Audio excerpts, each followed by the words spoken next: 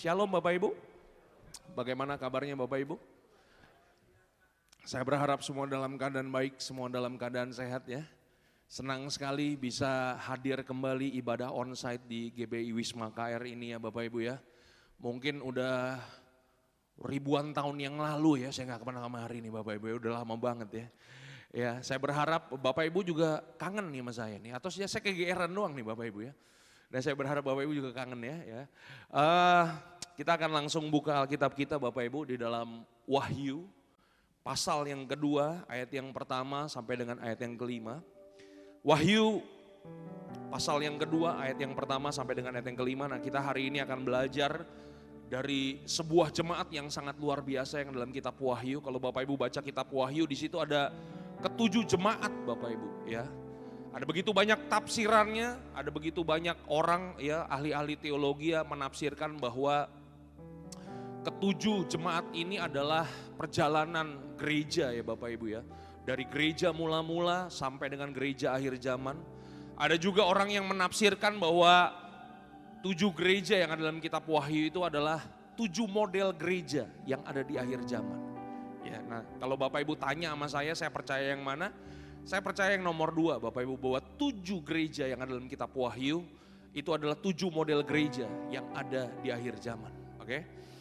Nah surat ini ditulis oleh seorang rasul yang sangat luar biasa namanya Yohanes. Ya pada waktu Yohanes dibuang ke sebuah pulau yang namanya Pulau Patmos. Dan di Pulau Patmos inilah kemudian Yohanes mendapatkan pewahyuan. Tuhan memberikan pewahyuannya kepada sebuah jemaat yang ada di Efesus. Ya, kita akan langsung baca aja Wahyu 2 ayat yang pertama. Coba kita baca sama-sama, kita kulik satu ayat per ayat ya Bapak Ibu ya. 1, 2, 3. Tuliskanlah kepada malaikat jemaat katakan sama-sama di Efesus. Ya, ini di sebuah kota ya Bapak Ibu, di sebuah negara yang namanya Turki Bapak Ibu. Kalau Bapak Ibu nyampe ke sana, Bapak Ibu hanya akan melihat ini kota cuman puingan-puingan aja Bapak Ibu. Sudah tidak ada lagi kotanya, sudah tidak ada lagi kekristenan di sana ya Bapak Ibu ya. Nah, ini kota adalah kota metropolitan Bapak Ibu. Kota yang besar, kota yang sangat luar biasa, kelihatan dari pelabuhannya yang begitu besar. Jadi ini adalah kota perdagangan Bapak Ibu. Dan di tengah-tengah kota ini itu ada sebuah kuil pemujaan Dewi Artemis. Atau yang biasa kita sebut dengan Dewi Diana Bapak Ibu. Dan di dalam kuil ini kemudian disiapkan 3.000 pelacur bakti untuk melayani penyembahan berhala. Katakan sama-sama pelacur bakti. Bapak Ibu bisa bedain gak antara pelacur dengan pelacur bakti? Bisa gak bedain? Ya, mau tahu gak perbedaannya di mana? Kayaknya kurang antusias nih mau tahunya. Mau tahu gak nih Bapak Ibu ya? Ya, kalau pelacur itu melacur buat cari duit Bapak Ibu. Tapi kalau pelacur bakti, mereka melacur itu bukan buat cari duit, tapi untuk melayani penyembahan berhala. Karena penyembahan berhala itu di zaman itu selalu berhubungan dengan hubungan seksual Bapak Ibu. Jadi disiapkan 3.000 pelacur bakti ya. Nah saya kasih tahu ini hanya untuk kasih tahu kepada Bapak Ibu bahwa di sana ada jemaat orang percaya, jemaat Kristen yang kemudian tinggal dan hidup di kota yang model seperti ini Bapak Ibu. Ya, jadi pada waktu Tuhan datang, Tuhan menelisik jemaat Efesus, kemudian Tuhan memperkenalkan dirinya sebagai apa? Ayat firman Tuhan katakan begini, inilah firman dari Dia yang memegang ketujuh bintang itu di tangan kanannya dan berjalan di antara ketujuh kaki dian emas itu. Katakan sama-sama ketujuh bintang. Katakan sama-sama ketujuh kaki dian. Ya, kalau Bapak Ibu mempelajari teologi atau tradisi Yahudi, Bapak Ibu akan mengerti bahwa orang Yahudi itu percaya yang namanya gramatikal, atau artinya begini Bapak Ibu, setiap angka yang ada di dalam firman Tuhan itu ada filosofinya, ada kebenarannya Bapak Ibu. Dan angka 7 itu adalah angka kemuliaan, angka yang sempurna.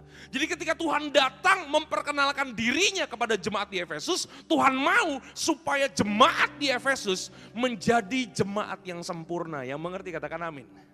Dan kalau hari ini Tuhan datang dengan firman Tuhan yang sama kepada jemaat di GBI AKR, Tuhan juga mau supaya jemaat di GBI AKR menjadi jemaat yang sempurna. Saudara siap disempurnakan? Siapa yang akan menyempurnakan saudara? Tuhan Yesus Kristus. Yang mengerti katakan amin. Ya, kemudian Tuhan datang dengan pujian kepada jemaat ini. Apa pujian kepada jemaat ini? Ini jemaat yang sangat luar biasa. Ayat yang kedua, firman Tuhan katakan apa? Kita baca sama-sama, 1, 2, 3. Aku tahu.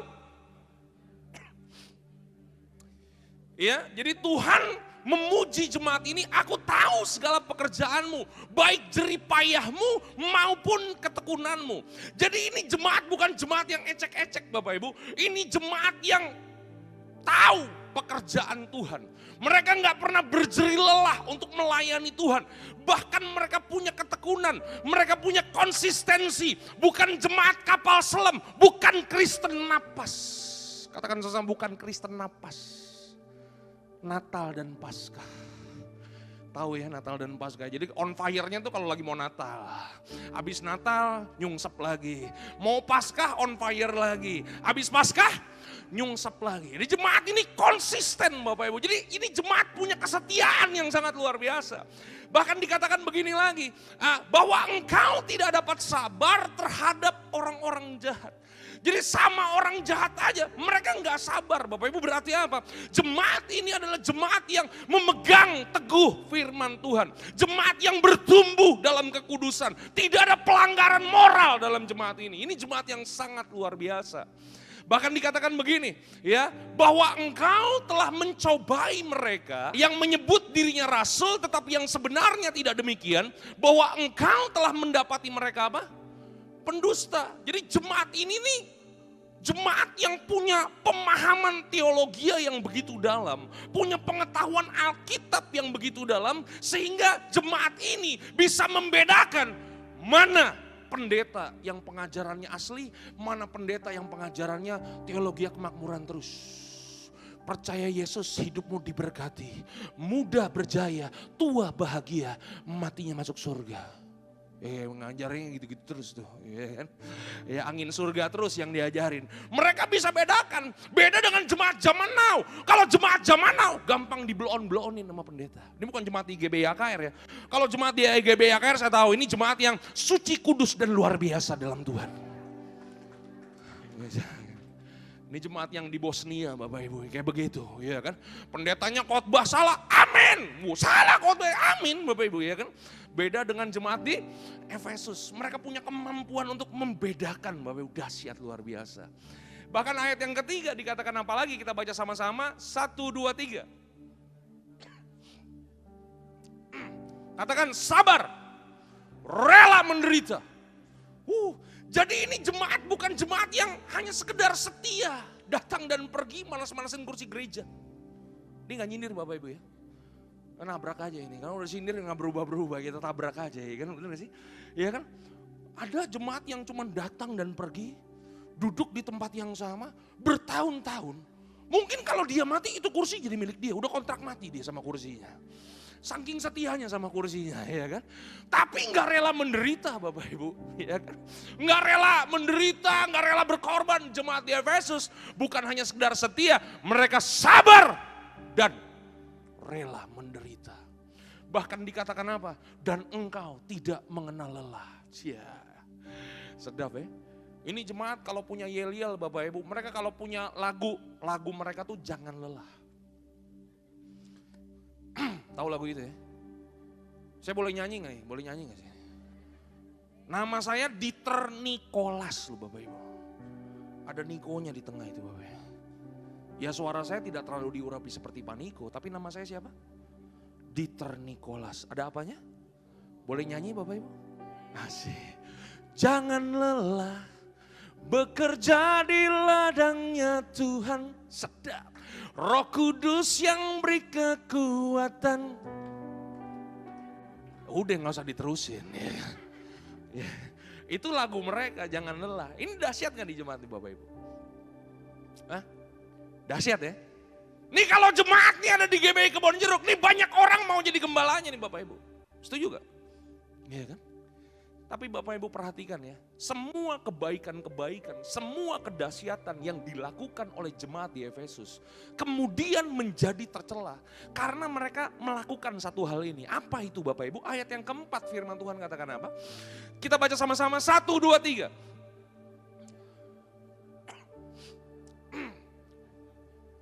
Karena apa?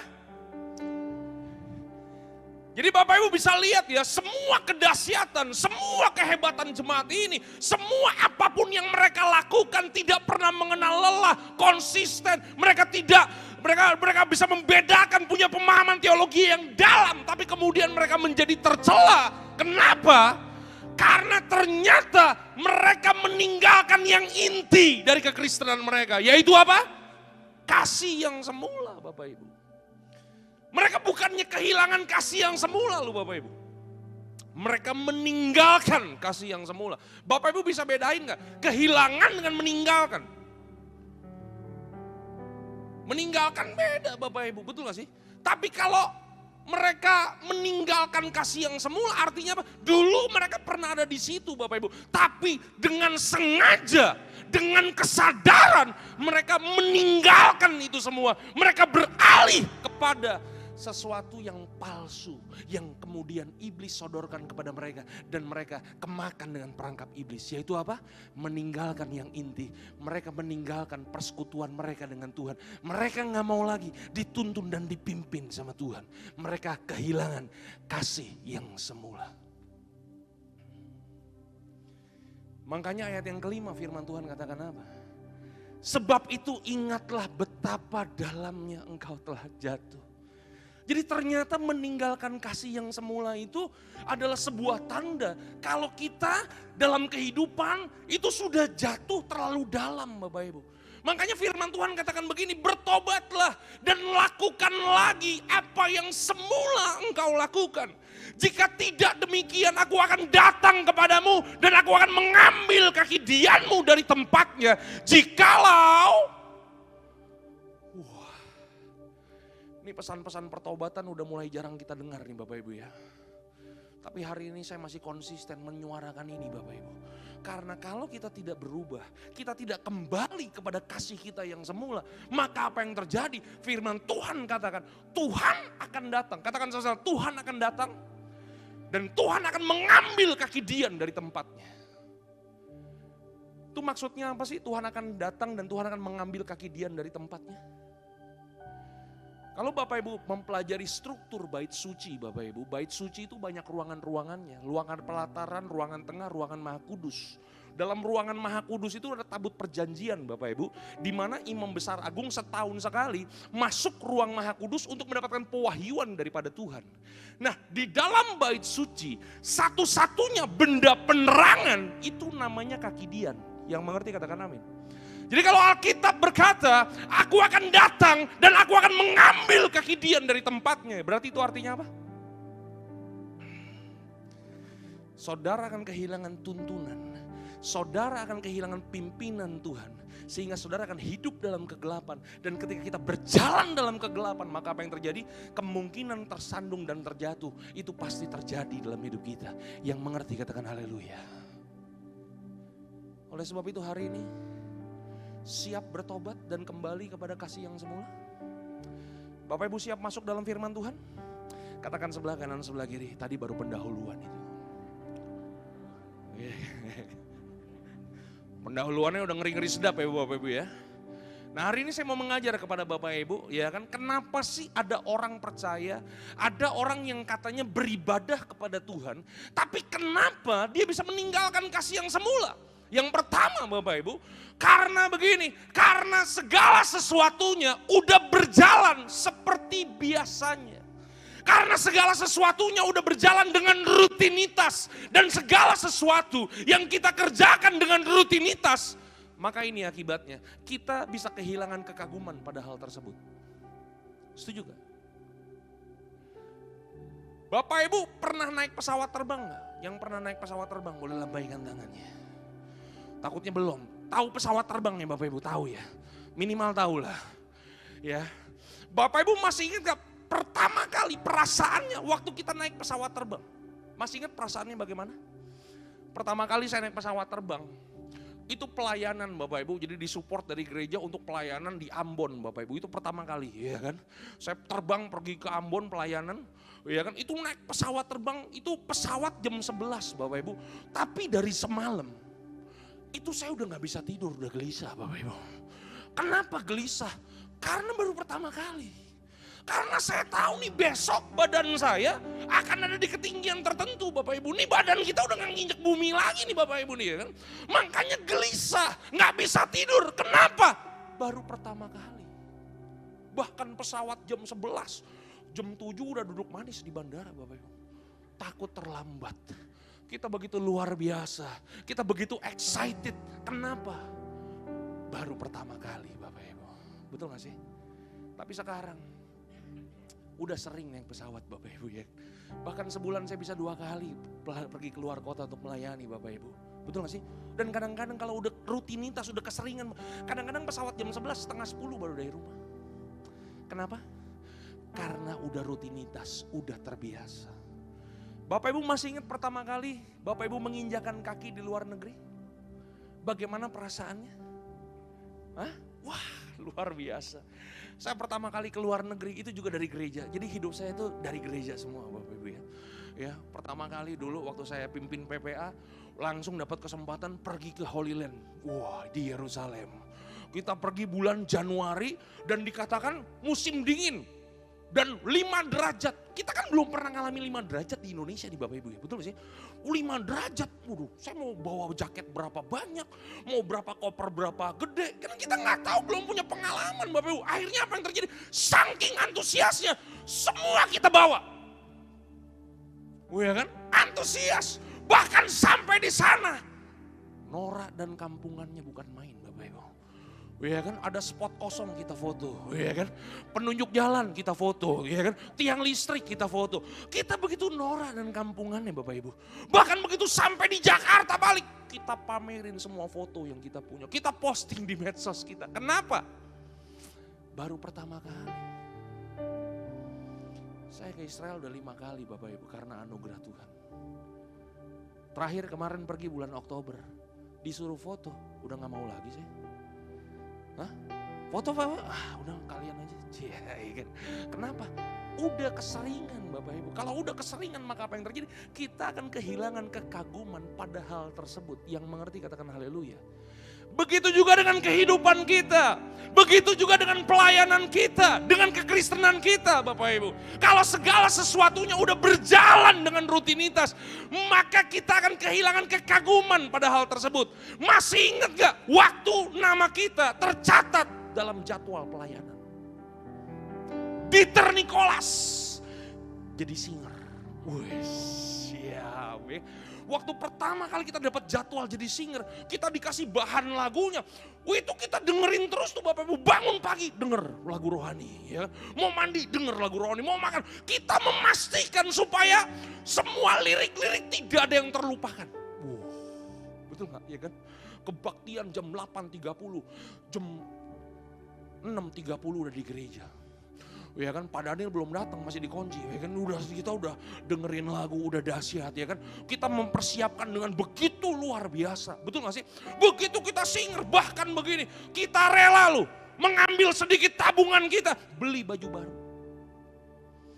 Supaya seragamnya sama. Asik ya kan. Tapi kalau di sini kayaknya di support ya kayaknya. Memang penuh kasih karunia gereja ini ya kan, dahsyat luar biasa. Ya kan, itu baru pertama kali. Kita begitu antusias, betul gak sih? Tapi setelah bertahun-tahun kita dijadwal singer. Besok-besok begitu dijadwal, boleh gak Cik, nama saya ditukar 2 minggu lagi deh saya baru pelayanan ya kan. Bener gak sih? Bahkan kita pakai alasan-alasan rohani loh. Ya kan, udah jangan saya lagi lah dijadwal. Biar yang dijadwal yang muda-muda, regenerasi. Katakan sama-sama regenerasi. Kita pakai alasan regenerasi ya, bahwa supaya kita nggak dijadwal. Padahal kita udah nggak punya hati di situ. Ngaku bertobatlah. Betul nggak?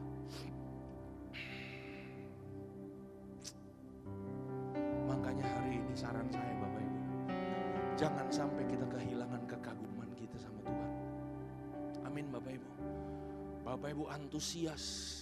Kita akan bergairah kalau kita tahu bahwa di dalam Tuhan dan kita kagum dan hormat akan Tuhan. Amin Bapak Ibu. Yang kedua, katakan sama yang kedua. Kenapa ada begitu banyak orang yang katanya beribadah kepada Tuhan? Katanya Kristen, tapi bisa meninggalkan kasih yang semula. Yang kedua, karena begini, hatinya itu udah bergeser tanpa dia sadari Bapak Ibu. Katakan sama-sama, hati bergeser. Tanpa disadari. Iya kan, kalau sadar kan enak. Gampang bertobatnya Bapak Ibu, gampang kembalinya. Nah yang masalah adalah begini, kita merasa kita masih di jalan Tuhan. Kita merasa kita masih beribadah, kita merasa kita masih Kristen. Tapi sebenarnya tanpa sadar kita udah kehilangan kehendak Tuhan. Bisa gak begitu? Bisa. Makanya bukan kebetulan hari ini saya datang kali ya. Untuk mengingatkan kepada Bapak Ibu, kembali pada kasih yang semula. Amin. Karena yang gak kita sadari ini yang paling berbahaya Bapak Ibu. Bapak Ibu tahu apa yang berbahaya dalam kekristenan? Kalau kita gak sadar, kita lakukan kesalahan, kita gak sadar Bapak Ibu. Kita pikir kita masih ada dalam kebenaran, itu dia masalahnya. Bapak Ibu nih nanti kalau keluar nih Bapak Ibu ya, lihat matahari. Kalau kita melihat matahari cuma sekali-sekali, seakan-akan kan itu matahari diem aja Bapak Ibu, betul gak sih? Tapi tanpa kita sadari, itu matahari bergerak. Toto udah sore aja. Toto udah siang aja, betul gak sih? Tanpa kita sadari. Satu hari saya main di pantai sama anak saya. Waktu lagi main bola, ya kan das. Nah di dekat bibir pantai itu ada bendera Bapak Ibu, tiang bendera, ya kan? Ya sebagai penunjuk kalau kita main di laut, lewat dari tiang itu udah zona berbahaya Bapak Ibu. Waktu saya lagi main bola, ketendang ke tengah Bapak Ibu, anak saya main langsung lari aja. Saya langsung paranoid Bapak Ibu, senewen. Ngerti ya? Ya, senewen, katakan senewen. Iya kan? Tapi waktu kami lagi main bola lagi, saking serunya Bapak Ibu, saya yang ke tengah Bapak Ibu. Tanpa saya sadari. Katakan sama-sama, ke tengah tanpa disadari. Itu yang berbahaya Bapak Ibu. Betul gak sih? Saya mau kasih berita nih buat Bapak Ibu ya. Iblis itu gak ada liburannya Bapak Ibu. Beda sama kita, ya kan kalau Bapak Ibu kan perlu healing ya. Katakan sebelah kanan sebelah kiri, kita manusia perlu healing, perlu liburan. Nah iblis itu gak perlu liburan Bapak Ibu, dia akan bekerja 7 kali 24 jam untuk membuat hati kita, hidup kita makin lama makin bergeser Bapak Ibu. Bapak Ibu pelajari firman Tuhan ya, ada raja yang sangat hebat di dalam Alkitab, namanya Raja Salomo. Pernah baca kisah tentang Salomo? Belum pernah, ada itu dalam Alkitab Bapak Ibu, dahsyat itu raja. Ini raja hebat, siapa Raja Salomo? Ini adalah bapak pembangunannya Israel. Katakan sama, bapak pembangunan Israel. Siapa namanya? Bukan Soeharto. Itu Indonesia, ya kan? Ya, Israel siapa namanya? Salomo. Kenapa? Karena dia punya kecerdasan, punya kebijaksanaan, bahkan begini. Masalah-masalah pelik yang hadir dalam pemerintahannya bisa dia selesaikan, bisa dia kasih solusinya. Kenapa? Punya hikmat yang sangat luar biasa. Tapi Bapak Ibu pelajari firman Tuhan, di akhir kehidupan Salomo, Salomo menjadi seorang penyembah berhala dan melakukan apa yang jahat di mata Tuhan. Pertanyaannya, kenapa bisa kayak begitu Salomo? Karena apa? Siapa yang membuat hatinya Salomo bergeser? Siapa? Siapa? Wah, kok iblis? Enggak, saya takutnya kalau kita nyalain iblis tuh, iblis nanti kepahitan, ya kan? Gue udah salah nih, gue udah berdosa, lu masih salah-salahin gue, ya kan? Ya, siapa yang membuat hatinya Salomo bergeser? Katakan sama-sama, bukan istrinya, tapi istri-istrinya. Kalau istrinya itu satu, ya kan? Saya mau nanya, istrinya Salomo berapa, Sah? Hah? Istrinya Salomo? Istrinya Salomo 700. Katakan sama 700. Di sini ada playboy cap salib. Berapa cowok itu? Jangan main-main sama Salomo, Pak. Ya kan? Berapa istrinya Salomo? Belum cukup istri 700, tambah lagi gundiknya 300. Total berapa? Katakan sebelah kanan sebelah kiri, seceng. Jangan main-main sama Salomo, ya kan? Ini luar biasa nih Salomo, ya kan? Betul gak sih? Pertanyaan saya, kenapa Salomo istrinya bisa 1000, Pak? Hah? Ini kita udah dewasa semua ya Bapak Ibu ya. Istrinya Salomo bisa 1000, itu kan bukan karena gairah seksualnya Salomo menggebu-gebu sampai istrinya 1000. Percayalah, dia konsumsi 1 dus kuku bima gingseng, lemes pasti dia. 1000 Pak, ya kan? Itu saya udah hitung Pak, kalau Salomo menggilir istrinya 1 hari 1, berarti begini, dia kangen sama istrinya yang pertama, itu 3,5 tahun kemudian. Jadi kangen sama istri yang pertama berapa lama? Ada yang mau jadi istrinya Salomo? Wah menderita Bapak Ibu, ya kan 3,5 tahun baru ketemu lagi. Hah?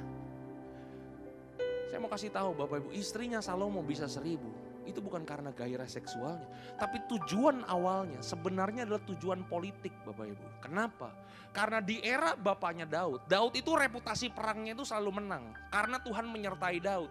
Makanya negara-negara di sekitar Israel itu ngeri sama ini Israel Bapak Ibu. Nah untuk mendamaikan negara mereka dengan Israel, bagaimana caranya? Pernikahan, jangan kasih perempuan kasar sekali. Ya. Pernikahan yang lebih, katakan saja pernikahan. Ya kan? Makanya kalau Bapak Ibu suka nonton film kolosal, nggak pernah ya? Oh sorry saya lupa. Jemaat di GBI Wisma KR memang kesukaannya doa, pujian penyembahan dan merenungkan firman Tuhan. Saya lupa ya kan? Ya nonton-nonton yang kayak begitu duniawi lah. Biar saya aja Bapak Ibu yang nonton-nonton kayak begitu ya. Jadi kalau Bapak Ibu suka nonton film kolosal, perang antara 2 negara nih, musuh bebuyutan, bagaimana cara mendamaikannya? Pernikahan. Nah Salomo itu punya istri banyak itu untuk tujuan itu Bapak Ibu. Tapi tanpa Salomo sadari justru istri-istrinya inilah yang kemudian membuat hatinya Salomo bergeser. Sehingga Salomo tidak lagi menyembah Allah Israel. Salomo menyembah dewa-dewa sesembahan istrinya. Jangan main-main sama hati yang bergeser Bapak Ibu. Gak ada yang kebal, termasuk pendeta. Halo? Kalau dulu kita baru lahir baru ya, kita begitu luar biasa ya kan. Pagi bangun, baca firman Tuhan 10 pasal setiap hari. Iya kan? No firman, no breakfast. Wis, katakan sebelah kanan sebelah kiri dulu. Iya kan? Sekarang tuh Alkitab kita di rumah tuh udah berdebu ya kan. Sampai tebal banget debunya gak pernah kita buka. Itu sebuah tanda kalau hati kita tuh udah mulai bergeser. Setuju gak? Ini karena pandemi ya kan kita kebiasaan dengar khotbah setengah jam. Begitu dengar khotbah lebih daripada setengah jam, kita udah mulai gelisah. Ya kan? Duduk udah mulai pindah-pindah, udah ke toilet, balik ke toilet. Itu sebuah tanda kalau hati kita udah mulai bergeser. Ya. Nggak apa-apa kan saya khotbah di sini 3 tahun sekali, jadi hajar aja kan. Bener apa Bapak Ibu? Dulu tuh kita sama firman tuh, saklek, radikal, hitam-hitam, putih-putih, tidak ada abu-abu.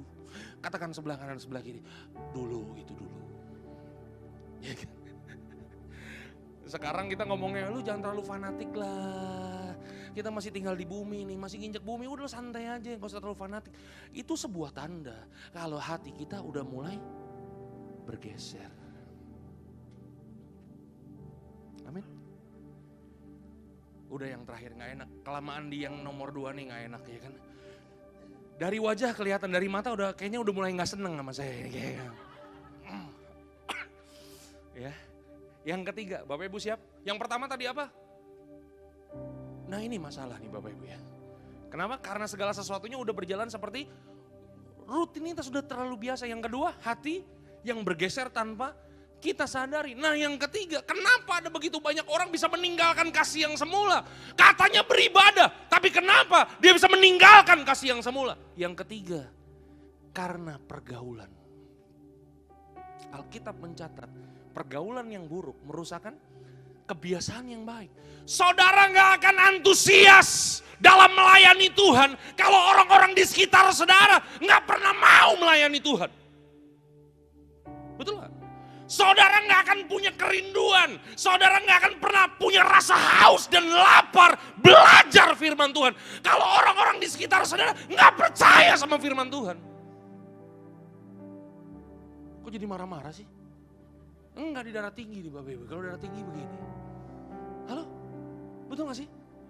Pergaulan kita itu sama seperti orang pencet tombol lift Bapak Ibu. Saudara mau naik ke atas, saudara pencet tombol yang naik ke atas. Maka lift itu akan membawa hidup saudara naik ke atas. Tapi kalau saudara mau hidup saudara nyungsep turun ke bawah, pencetlah, bergaullah dengan orang-orang yang salah. Maka orang yang salah bisa nyungsep, membawa saudara hidup nyungsep turun ke bawah. Halo? Dari wajah kayaknya minta ayat. Kita kasih ayatnya coba ya. Ya kan? Kayaknya agak gak percaya nih kan. Coba Bilangan 11 ayat yang keempat. Ayat 4, 5 dan 6. Ini waktu saya dapat ayat ini nih Bapak Ibu ya. Ini saya juga bingung. Ini kenapa Alkitab bisa ngomong kayak begini Bapak Ibu. Bapak Ibu siap baca firman Tuhan dengan suara keras lantang semangat 45? Siap?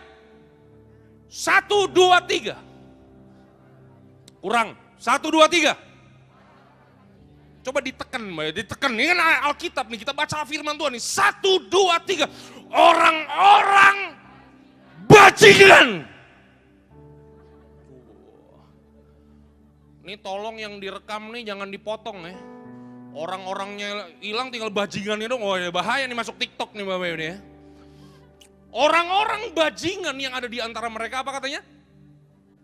Dan orang Israel pun serta berkata, ayat yang kelima firman Tuhan katakan apa? 1, 2, 3. Kita teringat kepada ikan dengan tidak bayar apa-apa.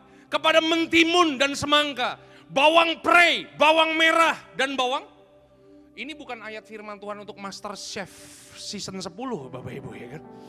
Ya, nonton gak Master Chef season 10 ya kan. Gio. Ya memang kalau kesukaannya doa pujian penyembahan begini. Nggak tahu apa-apa ya kan. Ayat yang ke-6 firman Tuhan katakan apa ya kan. Demikianlah firman Tuhan ayat yang ke-6 kita baca sama-sama 1, 2, 3. Tetapi sekarang kita kurus kering, tidak ada sesuatu apapun kecuali. Jadi kalau kita lihat konteks dari ayat ini, sebenarnya ayat ini itu hubungannya dengan begini. Waktu mereka bangsa Israel keluar dari tanah perbudakan, tanah Mesir, tanah penjajahan. Waktu mereka keluar menuju tanah perjanjian, mereka melewati sebuah perjalanan yang sangat tidak enak di dalam dunia ini, yaitu di mana? Padang gurun. Kenapa padang gurun gak enak? Padang gurun itu bukan panas Pak. Padang gurun itu panas BGT. Kalau malam dingin SKL, paham gak tuh? Kalau siang panas banget, kalau malam dingin sekali. Makanya orang-orang yang tinggal di padang gurun model bajunya gak ada yang kayak kita nih ya kan, kemeja, celana jeans, sepatu. Mereka itu model bajunya kayak selimut Pak. Kenapa? Karena mereka itu menghadapi cuaca yang ekstrim. Nah bangsa Israel itu gak pernah kepanasan, mereka gak pernah kedinginan. Kenapa? Karena Tuhan sertai mereka dengan tiang awan dan tiang api. Pertanyaan saya, dahsyat gak Tuhan? Dahsyat. Di padang gurun makannya apa? Ya kita udah baca tadi mana ya kan. Mereka gak perlu kerja, mereka gak perlu nanem. Mereka buka tenda mereka pagi-pagi. Di depan tenda mereka ada roti dari sorga. Bukan fresh from the oven, fresh from the heaven. Sedap. Katakan sama-sama sedap.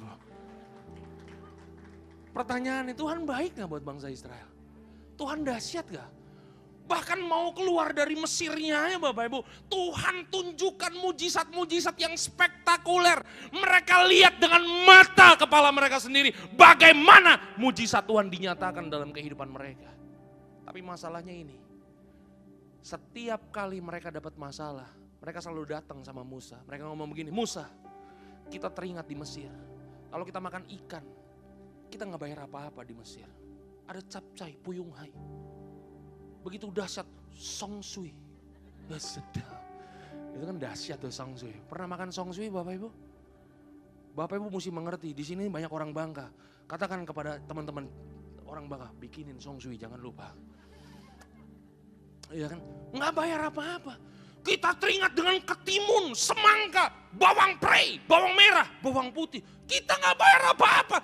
Tapi di sini kita kurus kering. Katakan sama-sama, kurus kering. Pertanyaannya, bangsa Israel emang kurus kering? Itu kan hanya sebuah pernyataan lebay dari bangsa Israel untuk menunjukkan ketidaksukaan mereka ada di padang gurun kan Bapak Ibu. Setuju gak sih?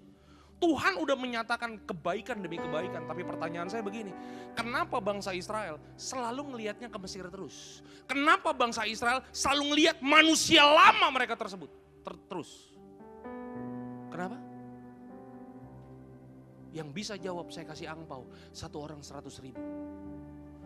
Tapi kalau salah jawab, Bapak Ibu yang kasih saya angpau 100.000. Mesti adil dong. Keadilan sosial bagi seluruh rakyat Indonesia. Merdeka. Kenapa bangsa Israel selalu melihat ke belakang tersebut? Kenapa bangsa Israel selalu lihat manusia lama tersebut? Karena bilangan 11 ayat yang keempat, mereka bergaul dengan orang-orang, katakan sebelah kanan, sebelah kiri, bajingan mereka. Gitu.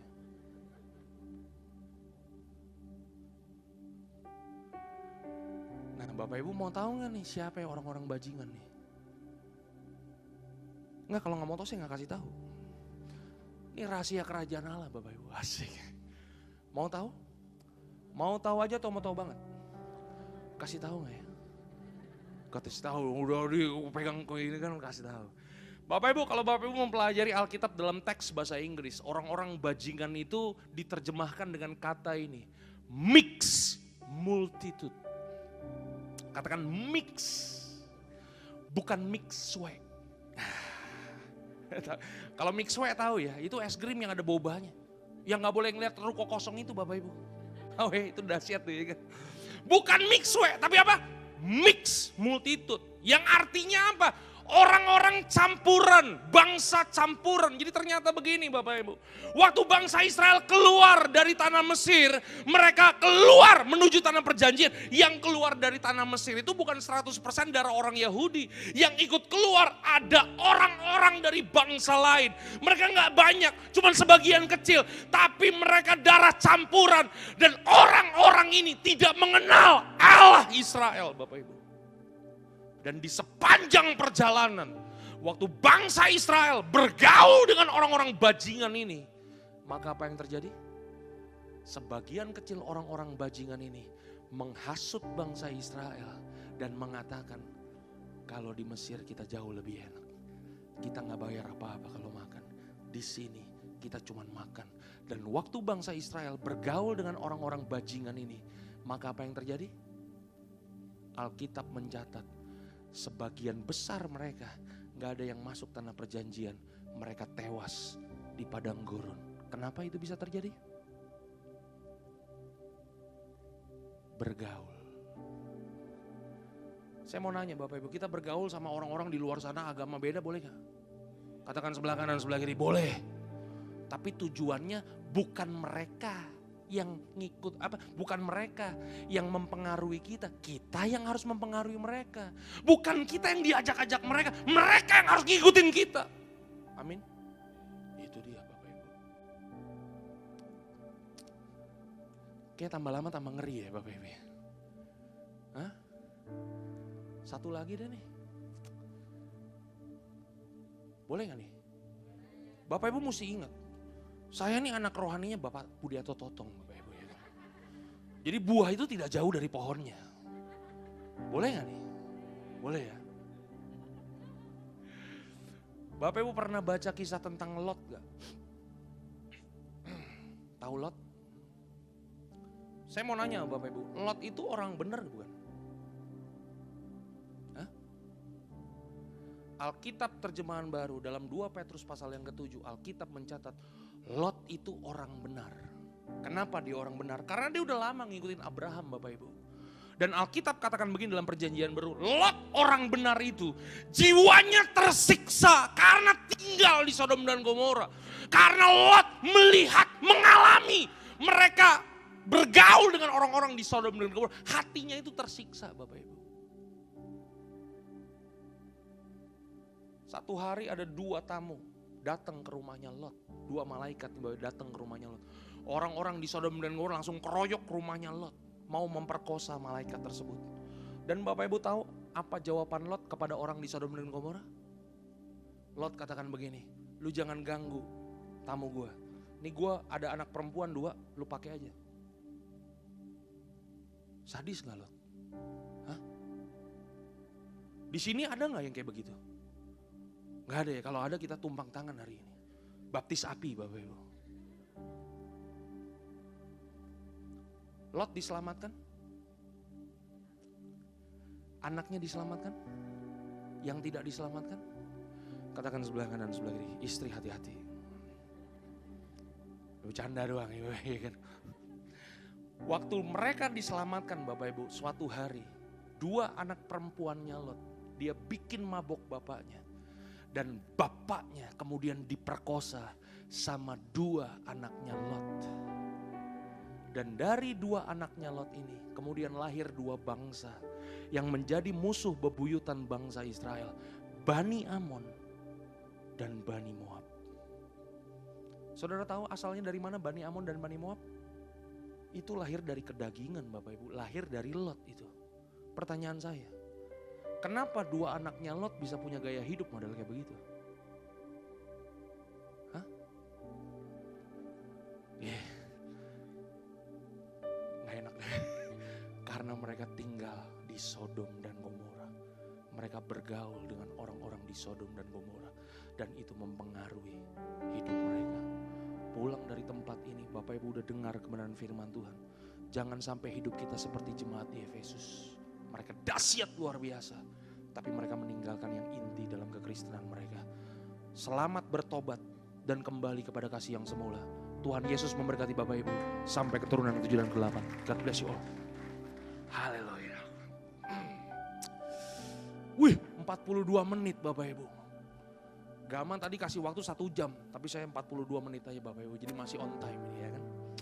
Mari kita mau datang kepada Tuhan.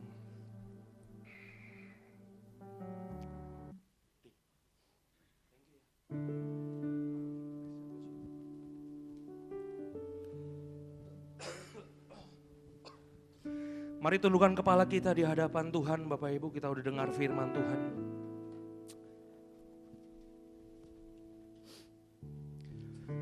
Kekuatan di jiwaku,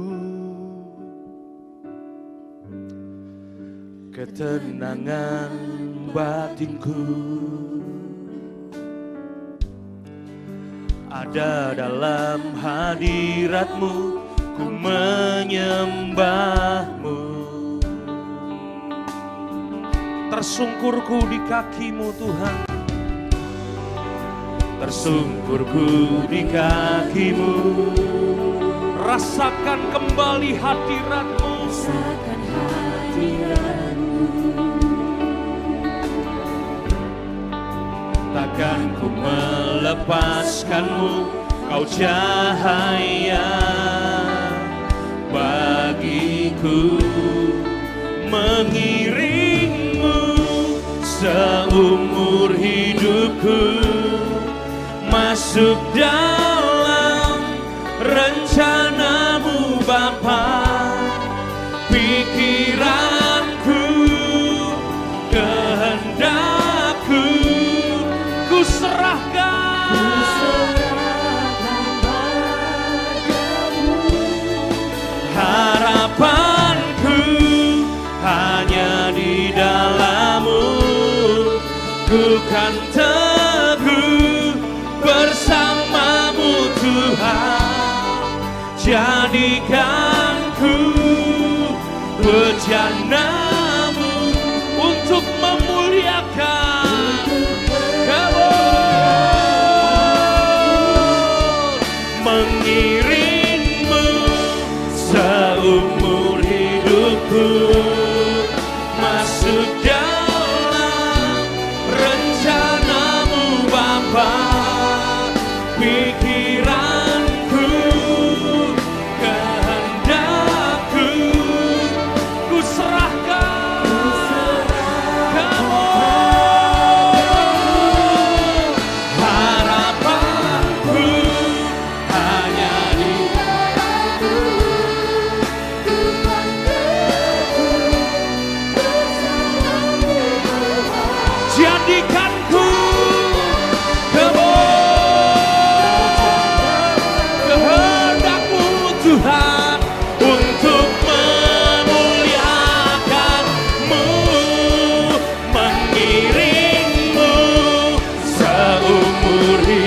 hidupku, masuk dalam rencanamu, pikiranku. Oh, ku serahkan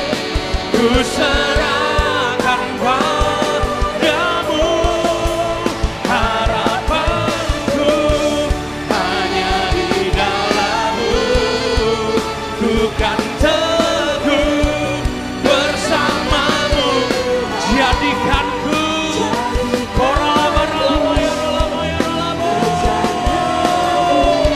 untuk memuliakan. Sekali lagi dengan iman katakan, kamu mengiringmu seumur hidupku, masuk dalam rencanamu, pikiranku. Oh Tuhan, ku serahkan padamu. Yes Lord, hanya di dalam-Mu ku kan teguh bersama-Mu, jadikanku rencanamu.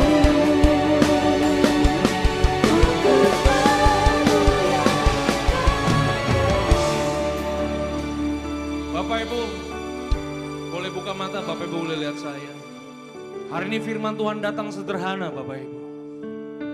Tuhan puji semua kedahsyatan jemaat di Efesus, tapi Tuhan cela jemaat ini karena mereka meninggalkan kasih yang semula. Jemaat ini punya segalanya, tapi mereka kehilangan tuntunan dan pimpinan dari Tuhan karena Tuhan mengambil kaki Dian dari tempatnya. Bapak Ibu, begitu banyak orang berkata 2023 ini tahun krisis, tahun yang resesi Bapak Ibu. Tapi saya percaya bahwa begini, saudara dan saya, kita orang-orang yang percaya kepada Kristus, kita akan dituntun dan dipimpin sama Tuhan. Sehingga di akhir 2023 kita akan tetap berkemenangan di dalam Tuhan. Yang mau katakan amin.